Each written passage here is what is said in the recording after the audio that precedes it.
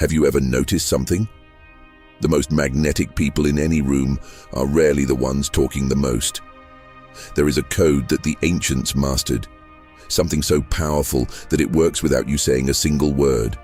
And the worst part, you are probably doing the exact opposite right now. Every nervous gesture, every anxious movement, every second you try to impress by talking, it is pushing people away. Meanwhile, there are people who walk into a room and others gravitate around them. They do not need to prove anything. They do not need to force anything. They simply exist. And here is the truth nobody tells you. That magnetic attraction is not charisma. It is not genetics. It is presence. It is mastery. It is you finally winning against yourself. Master your mind, or it will master you. Let that sink in. You are not losing because the world is unfair. You are losing because you are in constant war against yourself. And most of the time, you are losing that war without even realizing it. I am going to tell you my story because this needs to be said. I spent years with low self-esteem. Not because I was born that way, but because I created a pattern that became my prison. No matter what people said about me, I found a way to compare myself to someone. Always. It was automatic. My brain was wired that way. You did something well. Yes, but that other person did it better. You grew. Yes, but look how long it took compared to them. You succeeded. Yes, but it was not as perfect as their version. And you know what that creates? Chronic anxiety, paralysis. You are trapped on a hamster wheel, running without going anywhere. My greatest saboteur was myself, because I created stories inside my head, stories that did not even exist. I imagined what people thought of me. I created failure scenarios that never happened. I held myself accountable for things nobody was demanding. And all that energy that should have been used to grow, to learn, to move forward was being consumed by fiction, by stories I invented, by comparison with lives I did not even know. I spent hours on social media, feeding this sickness, watching other people's lives, creating more stories in my head about how I was not enough, how my life was not interesting enough, how I was not fast enough, rich enough, attractive enough. All because I was never in the present moment. My mind was always in the future or the past, comparing, judging, destroying myself until it changed. And when it changed, everything changed. Because finally I understood. My mind was dominating me, and I was not free. But here is what changed everything. I stopped losing the war against myself. You know why it is so hard to stop comparing yourself? Why it is so hard to be present? Why it is so hard to simply exist? Because you are being attacked neurologically every single day. Your brain has been hacked, and it is not your fault. It is by design. Social media was created for this. Apps were built for this. Notifications exist for this. To keep you out of the present, to keep you comparing, to keep you anxious. Every time you get a notification, your brain releases a small dose of dopamine. Dopamine is the neurotransmitter of anticipation, not pleasure. Your brain learns to stay in a state of constant waiting for the next notification, the next validation, the next stimulus. And when your brain is in that state, it cannot be present, it cannot focus, it stays anxious because it is always waiting for the next spike. Think of someone addicted to anything: alcohol, drugs, food. They cannot be present because they are always thinking about the next dose, always anxious, always desperate. You are like that with notifications, with validation, with comparison. You are addicted and do not even know it. But here is the good news. This can be reversed. And the ancient philosophers already knew how. Habit 1. Stop the nervous leakage. Your body betrays your mind. How many times today did you fidget with your phone, touch your face, cross your arms defensively, adjust your clothes out of anxiety, tap your fingers? Each of these movements is an energy leak. It is visible anxiety. It is you screaming to the world that you need validation. Epictetus understood something most people do not. He was a slave. He could not control anything external. His owner could command him to do anything. But you know what Epictetus discovered? He could control one thing: his own movements, his own composure.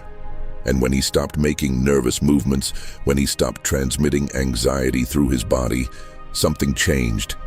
People began to respect this slave more than they respected free men, because he was transmitting something rare: presence, internal control, peace. How does this work in the brain? When you make a nervous movement, you activate your own alarm system. Your body sends signals to your brain saying you are in danger. Your brain releases cortisol. You become more anxious. It is a vicious cycle. When you stop making these movements, you send the opposite signal. You send calm. Your body calms. Your brain detects there is no threat. People around you sense this unconsciously and move closer. Imagine a man in a job interview who cannot stop fidgeting, touches his face, adjusts his clothes, checks his phone. The interviewer unconsciously feels his anxiety and thinks, this guy does not have confidence.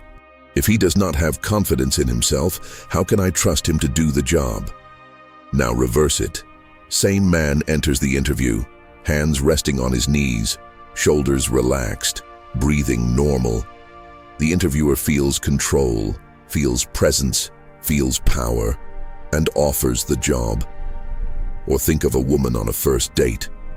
She enters with arms crossed defensively, touching her purse nervously, speaking fast. The man, even without consciously realizing it, feels her anxiety. He becomes guarded, less open. Because she transmitted, she is on high alert. Same woman, same date, enters with shoulders back, hands resting naturally, breathing calm. He feels confidence, feels that she trusts him, and he opens up. Everything changes. During the next 24 hours, every hour, check yourself. Are you making nervous movements? Every time you catch yourself, pause and redirect. Hands resting, shoulders back, deep breath. Count how many times you do this. On day 2, double it. Day 3, double again. You are creating a new neurological pattern. Habit 2. The power of the pause. Silence is expensive. When someone asks you something, what is your first instinct? Answer immediately. You fear silence. Fear of looking stupid if you think. Fear of losing the conversation. So you talk. Fast. Without thinking. And then you regret it. Seneca, one of the greatest philosophers, was rich and powerful. But you know what he wrote? He wrote that words are rare coins. And when you spend rare coins frequently, they lose value. When you talk too much, you do not just lose power. You signal to the world that you cannot even control your own mouth. How does this work in the brain? When you talk fast, you are in sympathetic state. It is the fight or flight state. Your body is on alert. Your brain cannot think clearly. You make mistakes. You say things you should not. When you pause before responding, you activate your parasympathetic system. It is the rest and digest state. Your body calms. Your prefrontal cortex activates. You can think clearly. You give better answers. And here is the part people do not know. When you pause before responding, the person at your side feels respect. Because you are communicating, you are thinking, you are valuing your answer. A man in an important conversation. His boss asks his opinion about a project.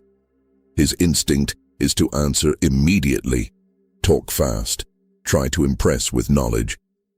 But he pauses, breathes, then responds calmly. His answer is better, more thoughtful, more valuable. His boss is impressed not with the speed, but with the quality. Or a woman being confronted by someone. The person says something offensive. Her instinct is to respond immediately, defend, justify. But she pauses, breathes, then responds with calm. Maybe just, "I understand your point," and changes the subject. She did not fuel the conflict. She maintained her center. The person feels her power. Over the next 3 days, count mentally to 3 before any important response. 1, 2, 3. Then respond with calm. What happens? 3 things. First, you actually process the question and give better answers. Second, the person feels that you are actually thinking, not just reacting. Third, you transmit internal control, and internal control is attractive. Habit 3. Claim your physical space. You deserve to be here. Where are you sitting right now? Are you occupying the entire chair, or are you curled up in a ball of anxiety? When you walk, do you walk fast like you are in panic, or do you walk with intention? Marcus Aurelius understood something few do. Your body is a reflection of your mental state. When you curl up, your mind curls up. When you occupy space, your mind expands. And here is the trick. People feel it, not consciously, but they feel it. How does this work in the brain? When you occupy space physically, you are activating confidence circuits in your own brain. Your brain receives a signal. You deserve to be here. You are important. You have the right to occupy space. When you do this regularly, your brain begins to believe. Your testosterone rises in men and women. Your cortisol drops. You become calmer, more confident, more attractive. And people around you unconsciously sense that shift. They sense that you are someone who deserves respect. A man enters a room. He is curled up, shoulders dropped, chest caved in. He occupies the minimum space possible. People unconsciously ignore him. He is invisible. Same man, same room, but this time he enters occupying space, shoulders back, chest open, feet planted. People feel the difference. He did not say anything different. His face is the same, but now he is seen, respected. Or a woman in a meeting. She is sitting with arms crossed, curled up, occupying minimum space. The other men dominate the conversation. She is ignored.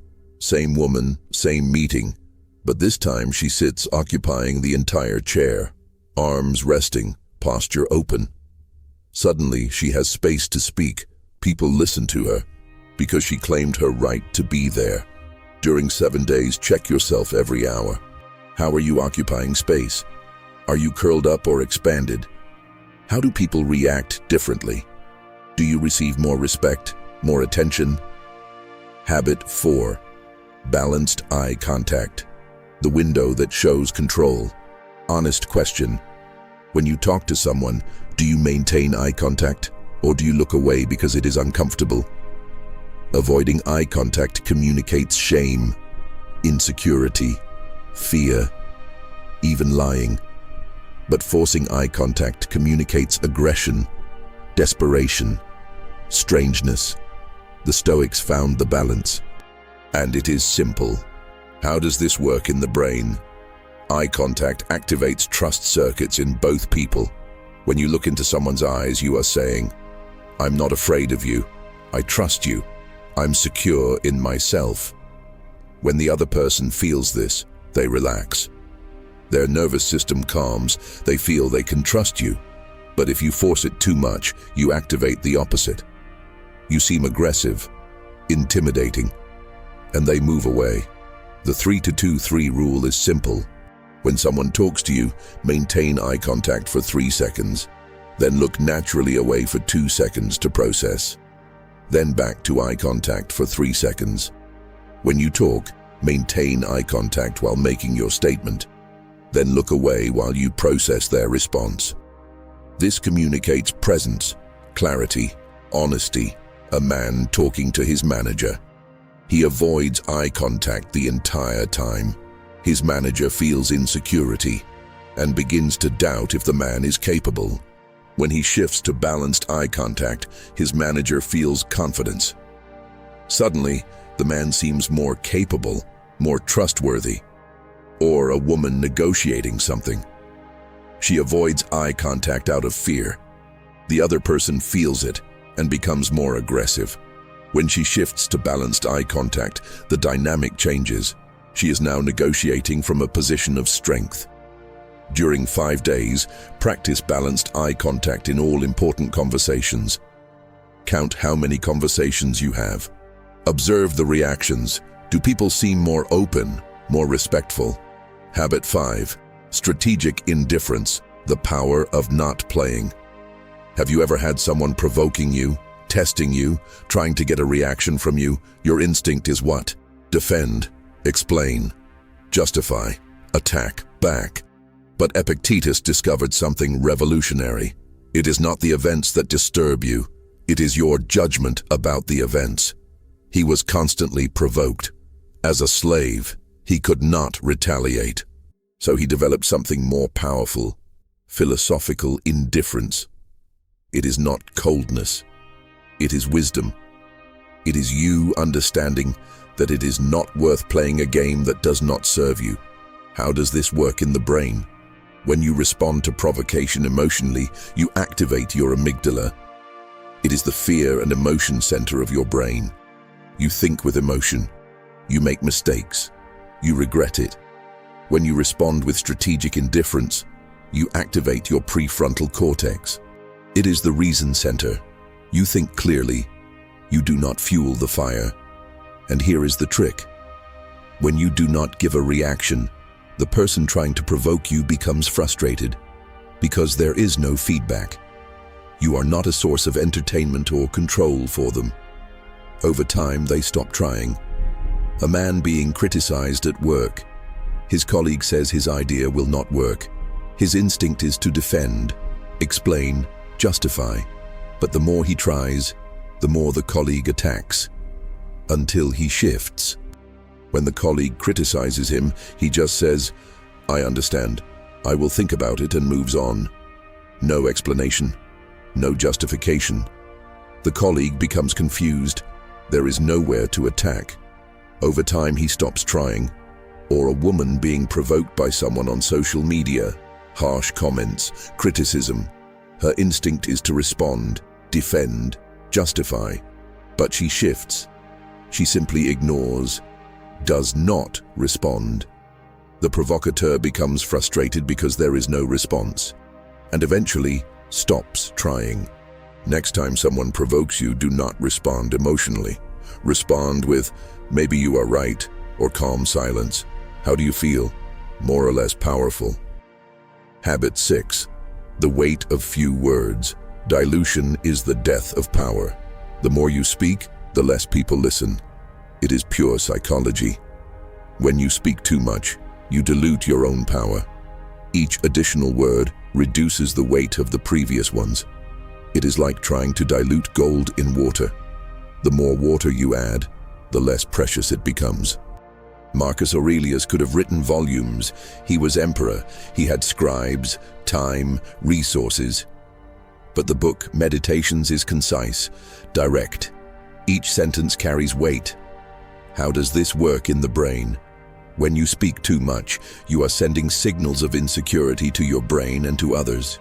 Your brain interprets that you need to fill silences, that you are afraid of not being heard, that you do not trust your power. When you speak little, you send the opposite signal. You are saying, "My words are valuable. I do not need to fill space. I am secure in myself." And people feel it. Unconsciously, they begin to value more each thing you say. First man in a meeting talks all the time.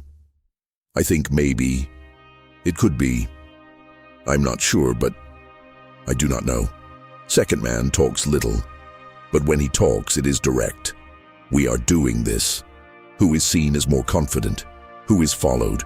Or first woman talks a lot, fills silences with stories, qualifies everything. In my opinion, I could be wrong, but second woman talks when she has something important. No qualifiers, no apologies. Who is respected? Next 48 hours before saying anything, ask, does this need to be said now, by me? If the answer is not yes on all three parts, silence. Count how many times you resist the urge to speak. How do people react? The integration. How these 6 habits work together. These 6 habits do not function in isolation. They feed each other. When you stop the nervous leakage, you transmit calm. When you transmit calm, people listen better. When people listen better, you feel less need to talk. When you feel less need to talk, your words carry more weight. When your words carry weight, you command respect. When you command respect, you can occupy more space naturally. When you occupy space naturally, you maintain eye contact effortlessly. When you maintain eye contact, people feel your presence. When people feel your presence, they stop trying to provoke you because you are clearly not playing their game.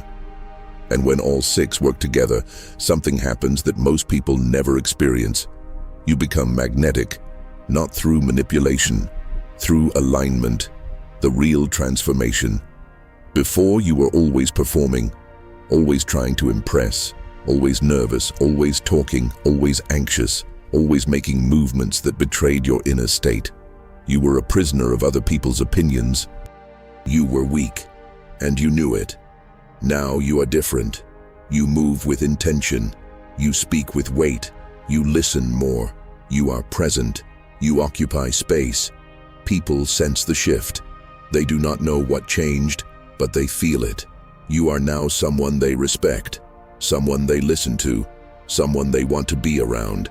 Because you are no longer at war with yourself. You finally won. The final challenge. Here is my final challenge for you. Choose one of these 6 habits. Just one. The one that hit you the hardest. That one is what you need. Practice it religiously for 30 days. Not perfectly, just consistently. And then come back. Comment here which habit you chose. Because here, we do not just watch, we apply, we transform. If this video added real value, subscribe to the channel and turn on notifications. Every week I bring something new about how to apply Stoic philosophy to real life, in your relationships, in your work, in everything. Share this video with someone who needs to hear this, because these truths need to spread. And remember, you do not need to impress anyone. You just need to stop betraying yourself. Master your mind, or it will master you. This is the Stoic equilibrium, reason as a way of life, virtue as strength, discipline as the path. See you in the next video.